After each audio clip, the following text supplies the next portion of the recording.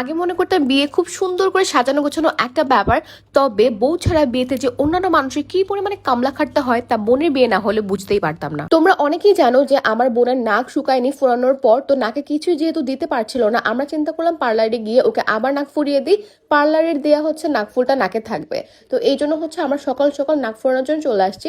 ওর যেই নাকে হচ্ছে নাক আগে ফোরানো হয়েছিল তা সেটা হচ্ছে বন্ধ করে দিব আমরা, তো পাশেরটাতে হচ্ছে আবার ফুরাচ্ছি। এবং এবারটা একদম সুন্দর হয়েছে, আগেরটা একটু নিচে হয়েছিল, মনে হয় রগের মধ্যে হয়েছে, এজন্য শুকাচ্ছিল না।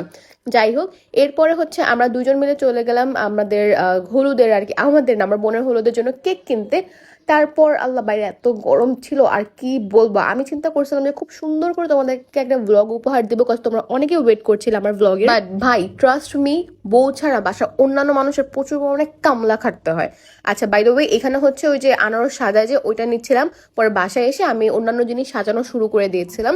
আর আমি চিন্তা করতেছিলাম খুব সুন্দর করে ছবি টবি তুলবো, সুন্দর করে ব্লগ করব, তারপর হচ্ছে তোমাদেরকে দেখাবো, বাট আমি কিচ্ছু করতে পারিনি। ট্রাস্ট মি, এত কাজ ছিল, মানে আমি তো বুঝি না। আমি আগে প্রথমবার তো আমার যখন বিয়ে হয়েছে, প্রথমবার কি, আমার তো একবারই বিয়ে হয়েছে, আল্লাহ কি বলতেছি। যাই হোক, আমার যে বিয়ে হয়েছে আমি তো পুতুলের মতো বসেছিলাম, কোনো কিছু করতে হয়নি, আম্মু খাওয়াই দিছে, সবকিছু সবাই করছে, আমি জাস্ট হচ্ছে দেখছি।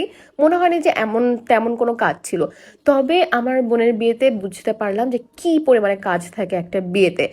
আচ্ছা, এখানে হচ্ছে আমার বোনকে সাজিয়েছে মেকওভার বাই ঐশী পেজের আপু। এই যে এই আপুটা সাজিয়েছে, আমি পেজের নামটা ক্যাপশনে দিয়ে দিচ্ছি। খুব সুন্দর করে হলুদের সাজটা ও নিয়েছে আর কি। আর মাসাল্লাহ সুন্দর লাগছিল আমার বোনকে। আমরা আপুর থেকে সাজতে চাইলে ওর পেজে নক করতে পারো, এবং সাজ খুব সুন্দর হয়েছিল, আমাদের খুবই ভালো লেগেছে। যাই হোক, যেটা বলছিলাম আর কি, যে এত পরিমাণে কাজ ছিল, সবাইকে খাবার বেড়ে দেওয়া, খাবার খাওয়ানো, কে খেলো না, সবকিছু দেখা, সবকিছু মেনটেন করা। আমি হচ্ছে রেডি হয়ে যাওয়ার 1 ঘন্টা পর আমার লুক দেখলে মনে হবে যে আমি মনে হয় এই বাসায় কাজ করি। মানে এমন বিচ্ছির অবস্থা হয়ে গেছে আমার, সবাইকে সামলাতে সামলাতে এত বাজে অবস্থা হয়েছে। ইনফ্যাক্ট আমি আমার বোনকে গায়ে হলুদটা পর্যন্ত দিতে পারিনি, তার উপর আমার আব্বু আম্মুর আমাদের সবার কোনো ফ্যামিলি পিকচারও তোলা হয়নি। এখন আমি চিন্তা করতেছি, আমার তো কোনো ভাই বোন তেমন কোনো হেল্প করতে পারে নাই, বিকজ আমার তো কোনো বড় ভাই বা বোন নাই। তো আমার আম্মু আবার কত পরিমাণে কষ্ট হয়েছে আমার বিয়েতে, বা তোমরা যারা হচ্ছে ভাই বোনদের বিয়ে দিছো তারা জানবা যে কি পরিমাণে প্যারা খাইতে হয় এই টাইমটাতে।